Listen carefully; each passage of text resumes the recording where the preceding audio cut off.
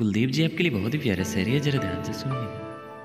टकरा के शीशा पत्थर से चूर चूर हो गया, कि टकरा के शीशा पत्थर से चूर चूर हो गया, दिल मेरा इश्क में फिर से मजबूर हो गया, मजबूर हो गया।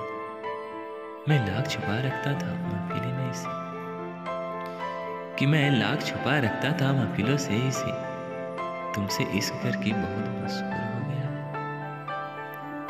तुमसे इश्क करके बहुत मशहूर हो गया है। I love you Kuldeep ji.